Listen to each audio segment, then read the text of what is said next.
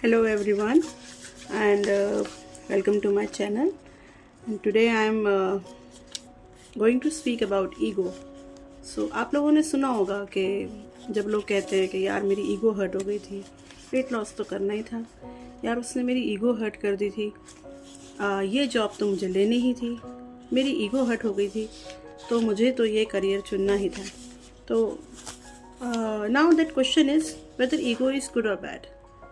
मैंने बहुत लोगों से सुना है कि वो ईगो को ज़्यादातर एक विलन की तरह से देखते हैं अपनी लाइफ में, कि अगर हमारे पास हम ईगोइस्टिक हैं तो it's bad and it's a negative trait in our personality. But ego is not always bad and just to understand it और उसको समझने के लिए, उसको एक डेफिनेशन देने के लिए मैंने अपनी ये सेकेंड पोएम लिखी थी बुक में. You can see this is one of the poems from my book the just mused. ये बुक आपको मेरे डिस्क्रिप्शन पे भी मिल जाएगी. अब इस पोएम के थ्रू लेट अस से कि ईगो एक्चुअली क्या करती है हमारे साथ. So here I go. I am your ego, your sense of your being. तो ये ईगो हमारे यहाँ सभी के अंदर है, किसी के अंदर ज़्यादा है, किसी के अंदर कम है, और इससे ही हम अपनी आइडेंटिटी बनाते हैं. इसी से हमें पता लगता है हम क्या हैं, अपनी खुद की नज़रों में क्या है. I am so much in you and so often seen. हमारे अंदर ये सभी के अंदर है, और कभी कभी बाहर के लोगों को ये दिखती भी है, कभी कभी ये नहीं दिखती है. कभी एक अच्छे ट्रेट की तरह दिखती है, अच्छे बिहेवियर की तरह से दिखती है, कभी कभी ये प्राइड की तरह से भी दिखती है, depending on whether it has actually spoiled you और let you come out of your comfort zone. But होती सबके अंदर. I late to rise and fall of great empires. यानी अगर आप हिस्ट्री में देखें तो जितने बड़े बड़े एम्पायर्स कॉन्क्यूर किए गए, जितने बड़े बड़े कॉन्क्वेस्ट हुए, जितने लोगों ने किंगडम्स के ऊपर राज किया, many of those operated with their ego, not by the sense, not by the rational.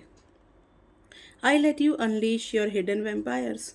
Ego में कभी कभी इंसान अपने अंदर का सबसे खराब रूप, सबसे खराब जो उसका वर्स्ट एवर बिहेवियर हो सकता है, वो भी लोग दिखा देते हैं जब यही ईगो एक गलत मैनिफेस्ट रूप से बाहर आती है. They cursed me for filling you with vanity and vice. यानी अगर किसी के अंदर ईगो है तो उसको दुनिया कहती है कि तुम्हारे अंदर तो बहुत प्राइड है, तुम्हारे अंदर बहुत सारी कमियां हैं, you are so egoistic. When you only pleased me inflated me in disguise.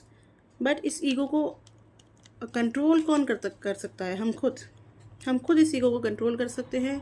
हम इस ईगो को चाहें तो we can actually let this ego control us, और if we want we can control it.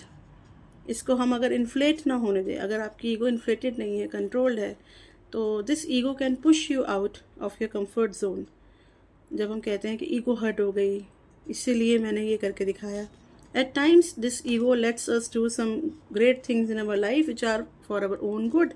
हमारे अपने अच्छे के लिए जो होता है. I am not bad, I pushed you hard. This ego actually pushes us hard. This ego only lets us think के क्यों मैं क्या ये नहीं कर सकता, क्या मैं ये नहीं कर सकती. अगर ये मुझे ऐसा कहते हैं, can I try, can I go beyond my comfort zone and do it. So it's your ego only that you pushes you hard. So it's not bad always. I stood beside you. तो जब आप give up करने वाले होते हो तब आपका अपना जो ईगो होता है, आपका जो अपना एक होता है कि हाँ मुझे ये करके ही दिखाना है, यही आपको सपोर्ट भी करता है. Never let you retard. आपको पीछे नहीं हटने देता है. तो perseverance is actually supported. I brought the best in you. कभी कभी ईगो से हम अपने बेस्ट वर्जन में आते हैं. कभी कभी हम जिस चीज़ को अब तक कंफर्ट जोन में रह के नहीं करना चाह रहे थे, बट उसी चीज़ के ऊपर कोई अपनी ईगो एक बार हर्ट कर दे तो हम उसको करके दिखाते हैं.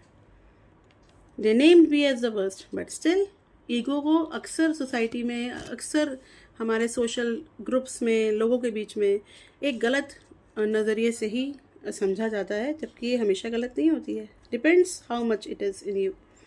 आई shaped the you in you.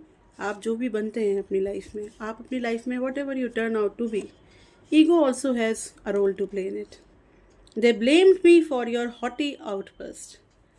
They blamed me for your haughty outburst. यानी दुनिया तो यही कहती है कि ईगो में हमेशा इंसान घमंडी ही हो जाता है, ईगो में हमेशा लोग बहुत प्राउड फील करते हैं. ऐसा हमेशा नहीं होता है. कभी कभी ईगो हमारी लाइफ में बहुत हमें सपोर्ट करती है, हमारे को कुछ ऐसे डिसीजंस लेने में सपोर्ट करती है, कुछ ऐसे एक्शंस लेने में भी सपोर्ट करती है which are actually good for us. Nurture me within you. So that's what I'm saying through my poem.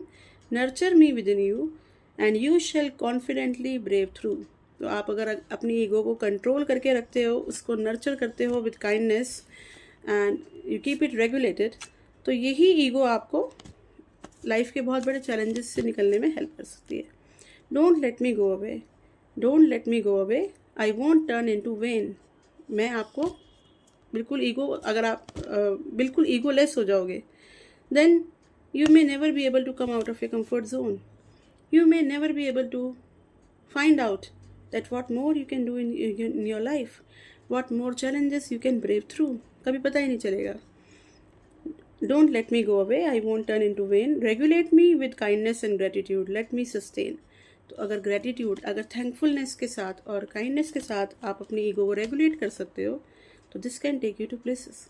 So I just say it again. I am your ego, your sense of your being. I am so much in you, so often seen. I let to rise and fall of great empires. I let you unleash your hidden vampires. They cursed me for filling you with vanity and vice. When you only pleased me, inflated me in disguise. I am not bad, I pushed you hard. I stood beside you, never let you retard. I brought the best in you, they named me the worst. I shaped the you in you. They blamed me for your haughty outburst. Nurture me within you, and you shall confidently brave through. Don't let me go away, I won't turn into vain. Regulate me with kindness and gratitude. Let me sustain. I hope you like my poem, and if you also ever experienced that when somebody hurt your ego, you could achieve some great milestones for yourself in life, then please comment में मुझे ज़रूर बताएं अगर कभी आपकी ego ने आपको help किया हो. Thank you.